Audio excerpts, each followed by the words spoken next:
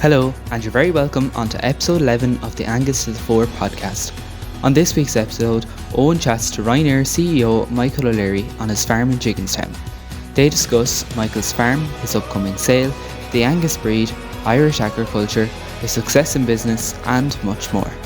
This podcast is part of our entry into the Certified Irish Angus Schools competition, sponsored by ABP and KeyPack.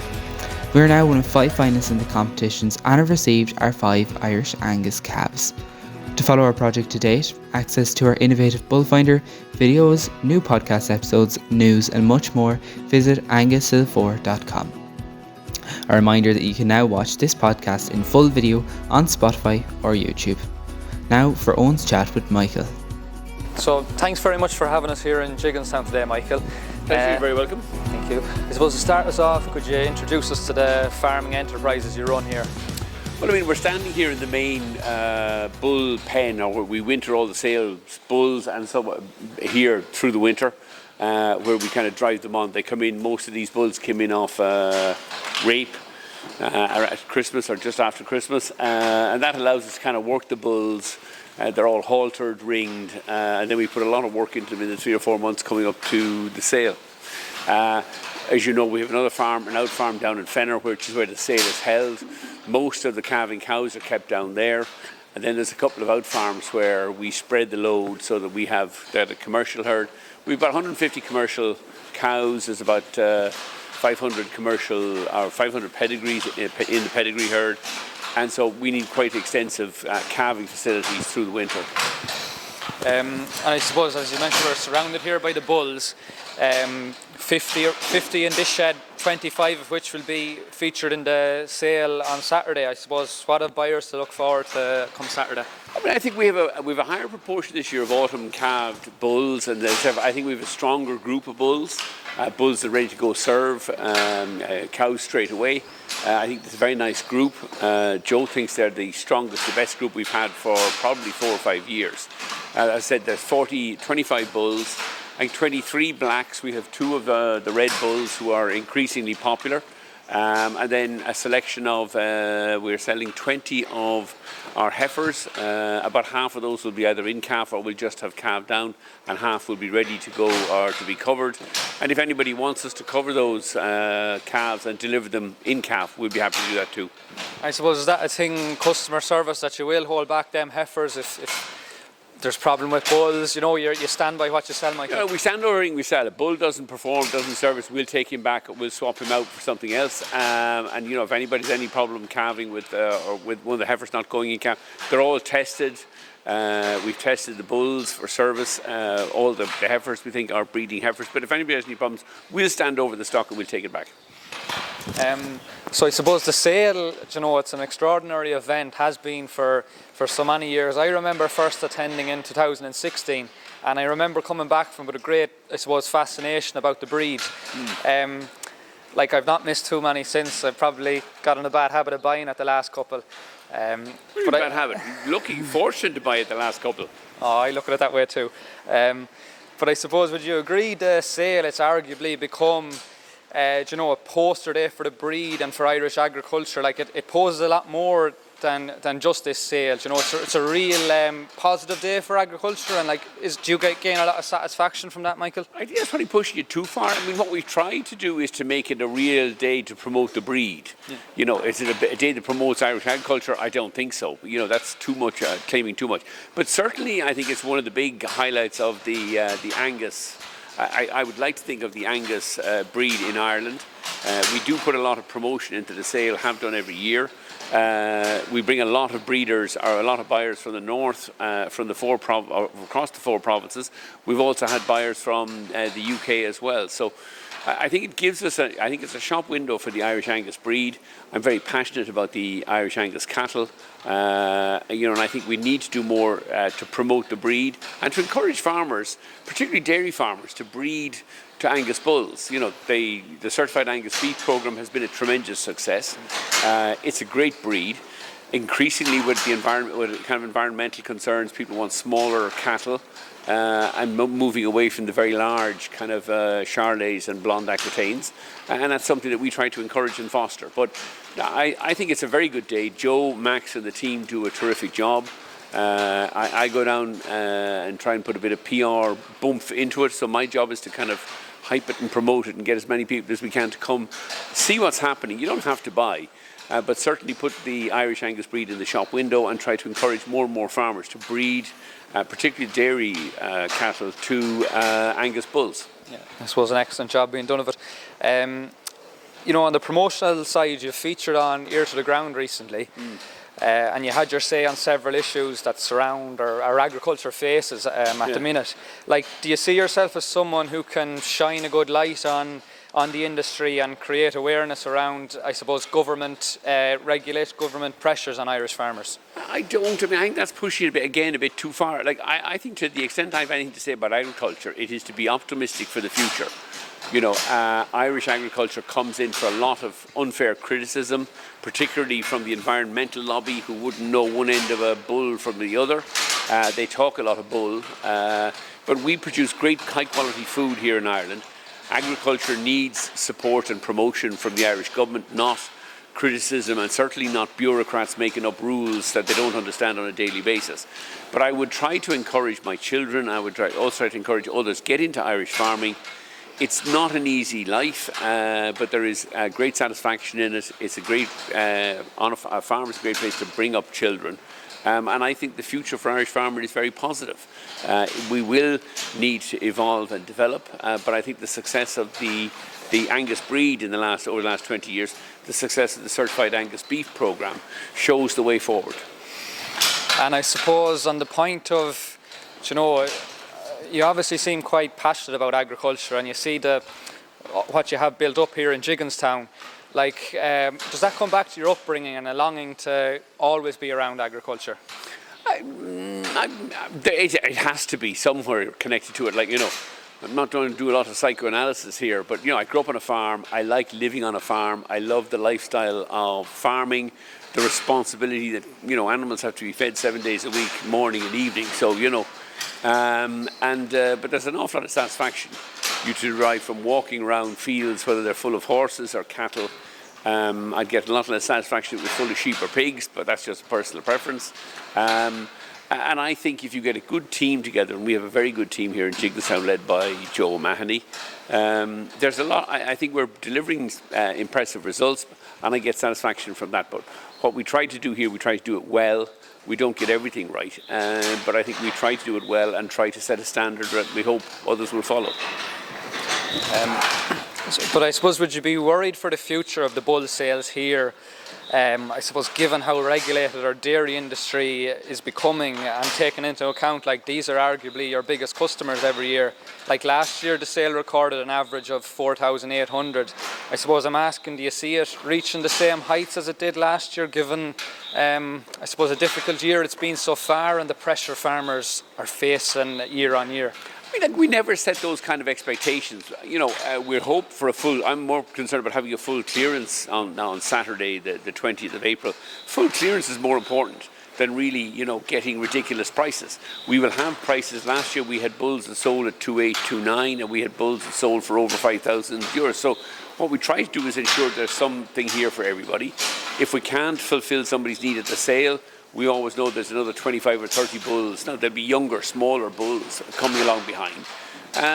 But we would like to think that we look after every buyer, and we would want to continue to encourage, particularly the dairymen, who are the men with money, to continue to look at the Angus breed and breeding Angus beef, as a critical element of their dairy programme. And when you mentioned there's an extra, I suppose, 20 or so bulls after the sale, there's probably been a similar number sold beforehand. Why do you limit numbers to 25 at the sale, or why not 2 sales every year, Michael? I know maybe that's a simple question. Maybe you just want quality in the sale, and you want to, I suppose, entertain private sales all year round, is it? Well, no, we don't actually. We don't do any private sales before the bull sale. Like, people have come to us for the last month or two looking to buy bulls, said no, come to the sale. Like, the sale is our kick-off point. We have sold no bulls this year and won't until the sale is over. Now, we're selling what we believe are our best bulls. They're also the oldest, like they're autumn calvers. We have some summer calvers coming along, smaller bulls coming along behind. So we will have, there will be other people who won't be successful at the sale. But the sale is our kind of launch pad for the sales for the full year. It also sets the pricing for the full year. So whatever our average is, we will probably want to achieve those kind of prices or close to them on private sales after the bull sale. But it is our policy, we will keep our best stock, and our best stock are available at the sale. I think when you get to the day of a sale, it has to have some limit on numbers. If you try to sell 40 or 50 bulls, it's too much for the market to bear. I think we're comfortable, and we get it done in about an hour and a half, 2 hours. I think 25 bulls and 20 nice heifers, there's something there for everybody without trying to flood the market or without trying to force numbers out the door. We have a growing land bank here, so the herd itself is growing anyway. I don't need to sell these bulls or these heifers, but we very much do it to kind of promote the Gigginstown herd and to kind of show off the work that Joe and the team are doing.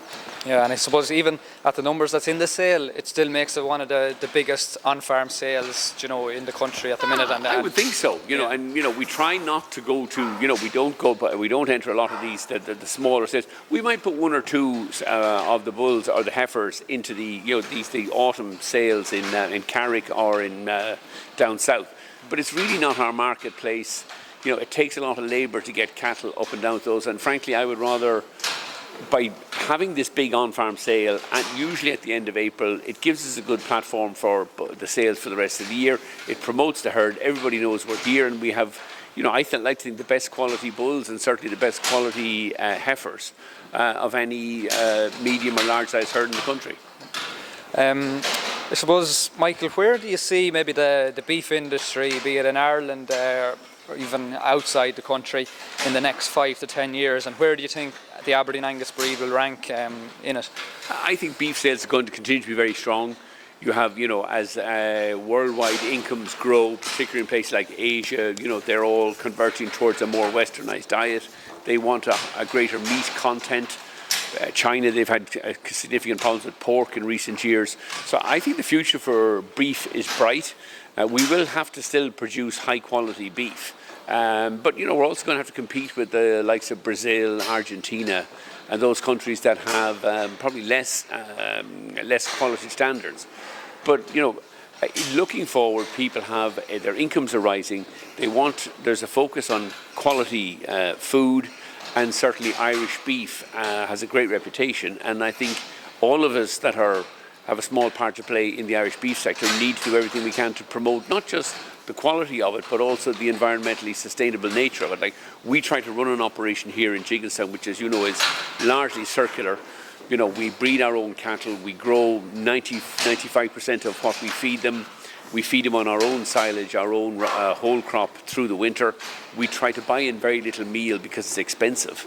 And that has worked very successfully for us. But it means that we're largely a circular operation, which makes us kind of hopefully not just environmentally sustainable, but economically sustainable as well.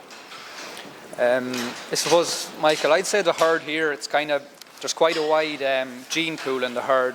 Like, from day one, there's been genetics introduced kind of worldwide. Is it fair to say you've been the first and last Irishman to fly cattle in from Canada? I always remember the story of your livestock haulier telling me when I was much younger, of him waiting on the runway on Dublin Airport to see these cattle in and bring them here to Gigginstown. And that's like, where did you get the notion to go to Canada and at such expense to bring home? It was like 25 years ago. At the time I was struggling, like everybody else, buying cattle in April and selling them in October and losing money every year.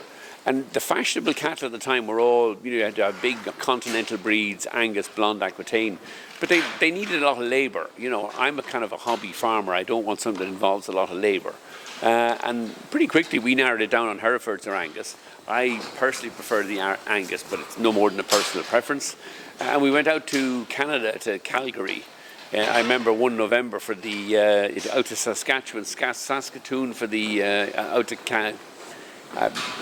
Calvary, and went to the big sales there, and we bought what we thought were 25 heifers, top genetics, from the best herds in Canada. And the only way to get them in those days was to fly them in. So we flew them in on Lufthansa. They came through Frankfurt and then connected on to Dublin. They were fairly groggy by the time they got to the runway in Dublin Airport. But they have been, and then Eben Hill Extra Gold, which was the big herd sire we bought at the time, they were our foundation kind of females and the foundation sire. They have been very kind to us. We're still, they've been the foundation of the herd, but we're always trying to add top-class genetics, so we bring in embryos on a reasonably regular basis. We had the Shadwell dispersal last year, or 2 years ago. We were very fortunate to go and buy, some of the best females, cows, or young heifers, cows, and a bull at the Shadwell dispersal. So you're getting the best of UK genetics just before Brexit, when we could bring those cattle in. So we've always been focused on trying to add, kind of outcross genetics to the herd. The Irish breed does tend to be a little bit inbred on itself, and I think by combining therefore the best of UK genetics, Canadian genetics, and anything else we can get our hands on, I think it gives a great cross-section and something for every breeder. And I suppose, going to the Shadwell sale was obviously a big deal, and you were big buyers at it. How much an opportunity did yourself and Joe see that as? And I suppose, how well have them stock blooded into the herd to date? I think it was a once-in-a-lifetime opportunity. Like Shadwell were recognised as probably one of the best herds, Aberdeen Angus herds in the UK. Been founded by Sheep Mactoom 20, 30 years ago. Great cattle. That is one of those one-in-a-lifetime opportunities. You will see very few dispersal sales like that. I mean, they only come about when, many of the big Angus herds are in multi-generational families. Here was a case where, one of the Arab families had decided to disperse the herd.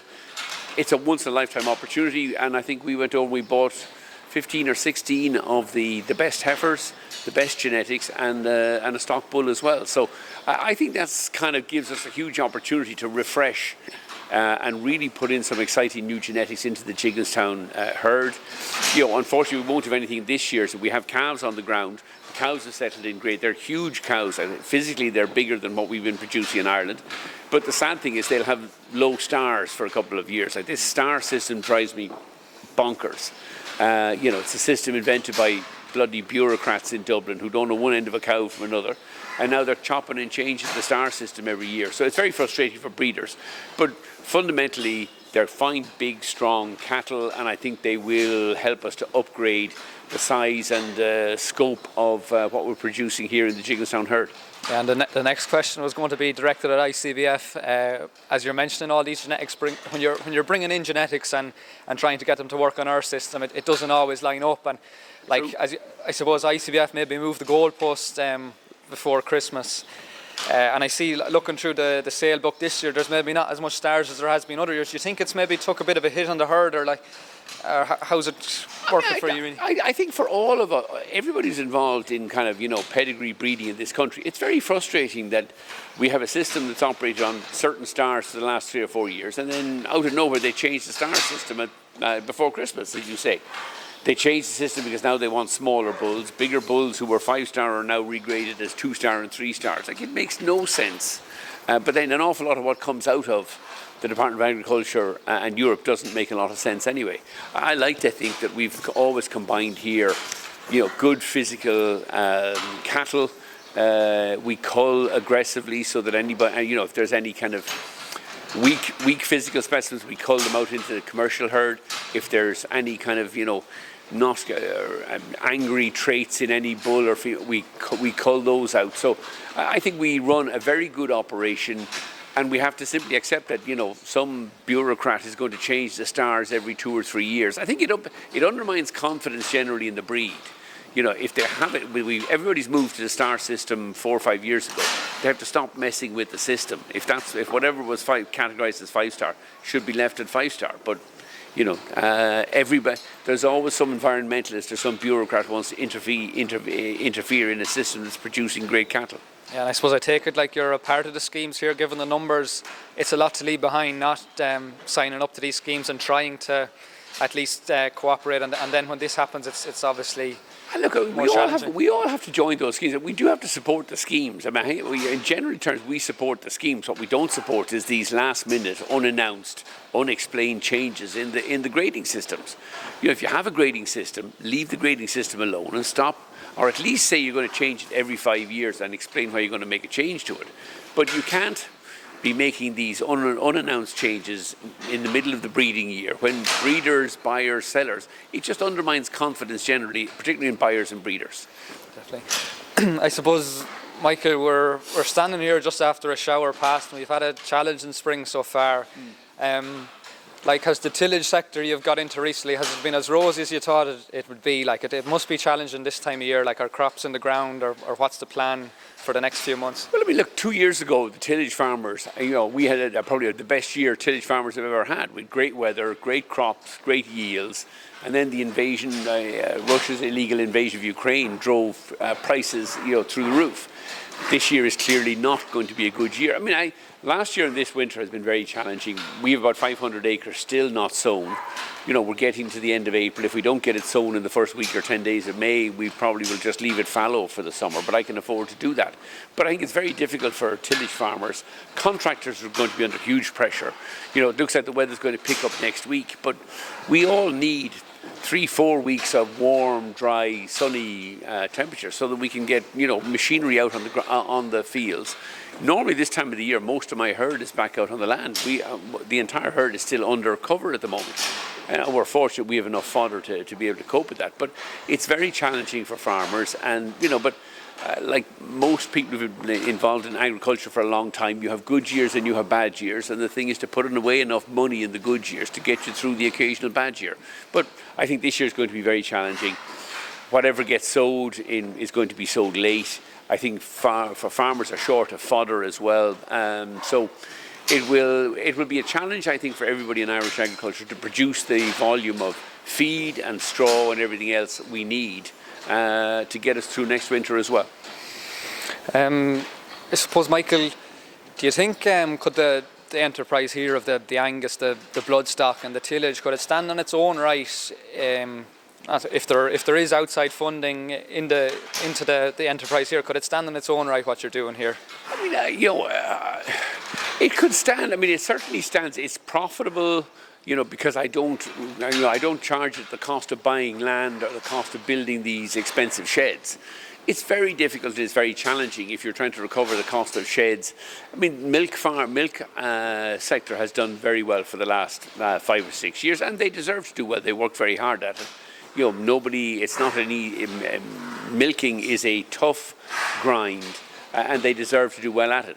Unfortunately, beef and tillage hasn't had a good year or two, but I think that will change. I would still be long-term very optimistic. If you're producing good quality food, whether that's tillage, beef, you will do well. People will need and want to eat. They'll want to eat quality food, and that's what Irish agriculture is producing. I suppose on a final note, Michael, what's the future hold for Gigginstown? Do any of your children show an interest? Would you like to see them take the reins, or how do you see things going for you? I don't think it's. I mean, I would like them to do whatever it is they want to do. I'm quite pleased. My eldest is doing the Leaving Cert this year, and he wants to do Ag Science in UCD. Now, whether he will ultimately want to, I think Ag Science is a great basic degree. Is a great basic degree. But whether he ultimately finishes up farming or I don't know. That's his decision. And I would want them each to do whatever it is they want to do. You know, I think Warren Buffett had the great line, you should give your children enough money to allow them to do anything, but not enough money that they can do nothing. And so I would encourage them all to go to college, work hard, but then after that follow their dreams. You know, I've been 30, 40 years in the airline business. I never feel like I'm going to work. I do it because I enjoy it.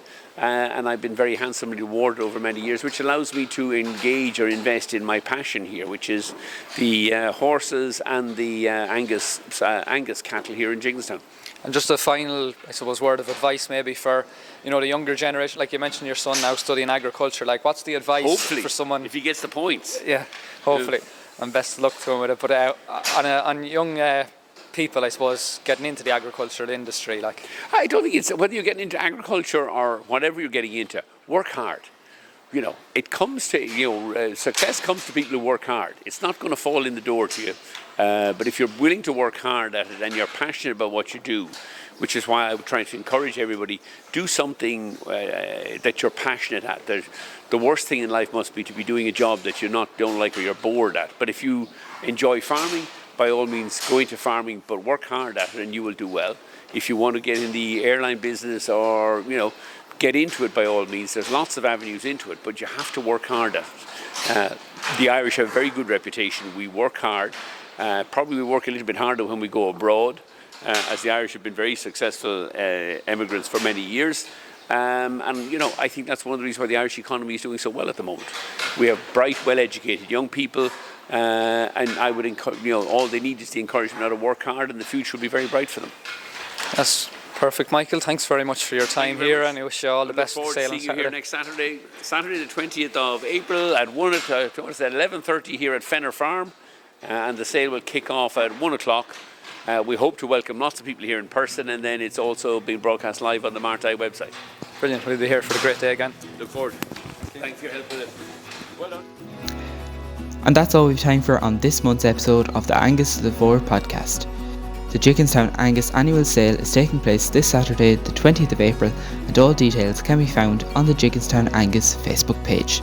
As mentioned earlier in this podcast, we are now one of 5 finalists in the Certified Irish Angus Beef Schools competition, sponsored by ABP and Keepback.